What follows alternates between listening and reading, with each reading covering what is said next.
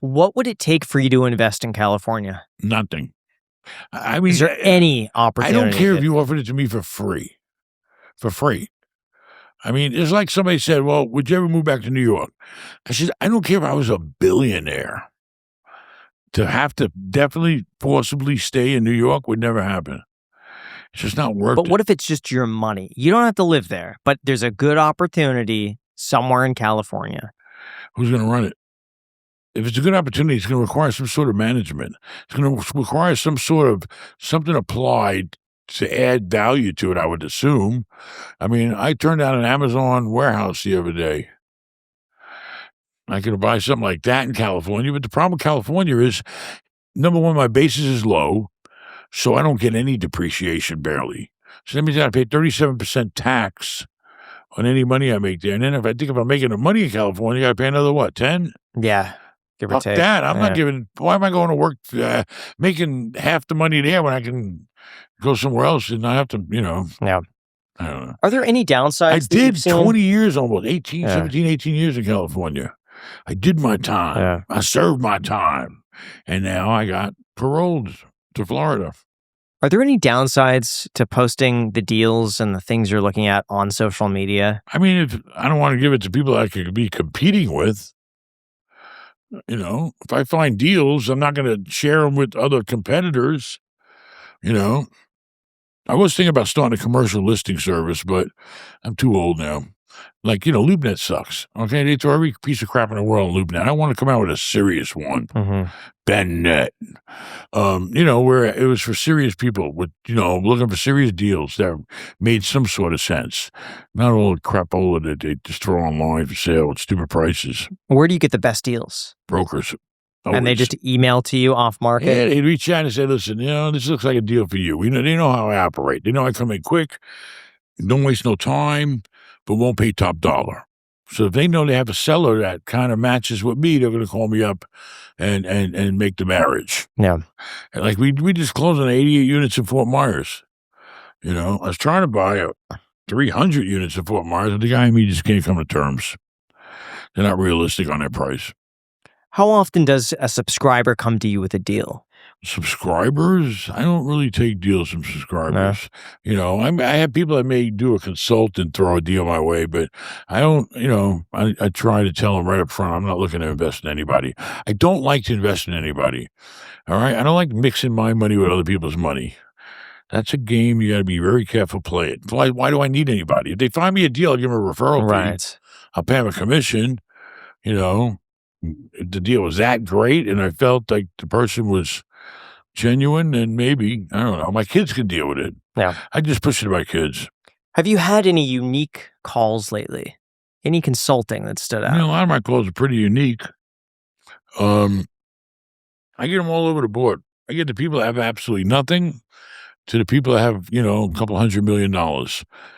Most people just need to learn. The biggest calls I get is people have real estate and they need to know what's my next step. What do I do? Here's my portfolio. Okay. What do I do now? Okay. Do I borrow against it? How much money do I have in the bank? I got to find out what do they got? What do they want to do? And how can they get there? That's what people just need a push. People know what to do. They all know what to do. They just need a push. You want to do a deal? You need money. How much money you got? How much money are you willing to risk right now to do a real estate deal? We got to establish that. If it's $100,000, fine. Let's look for $500,000 deals. And then you have to look in your area of what makes sense for $500,000 with some upside. Or I get a guy with, a couple $100 million and say, you know what?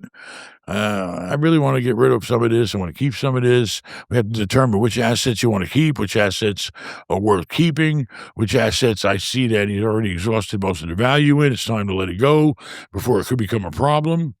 When you own these big department stores, if there's only a couple of years left on a 10-year lease, and you don't know for sure if that tenant is going to renew that lease, you're in bad shape. You're in a purgatory.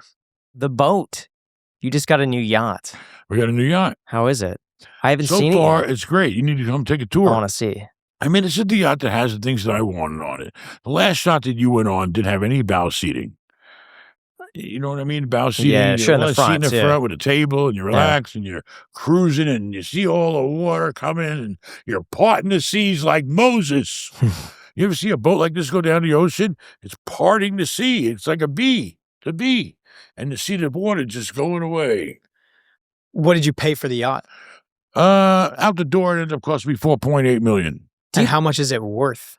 I'd say that boat's about a $6+ billion boat. What does it cost per month to operate a boat like that? I mean, I don't have any payments on it, but, you have a captain. A boat like that, you need a full-time captain. So a full-time captain's going to charge you, a good captain's going to charge you about $1,000 a foot a year. $1,000 a foot? Yeah.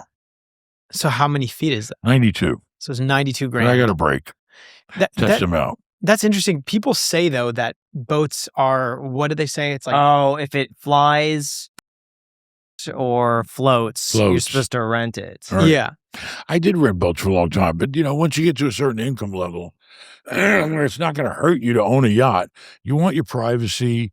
It's just like a house. You buy a house, you rent a house. Some people rent, some people buy. Some people say, I have to buy. I want my own place. I want to own this thing. And plus, with my own boat, I go wherever I want. I ain't got to schedule nothing with some other body's boat. I like owning a boat. It's one of the things that, the quality of my life. And what's the purpose of this house that we're in right now? It's a boat house. You got to park the boat somewhere.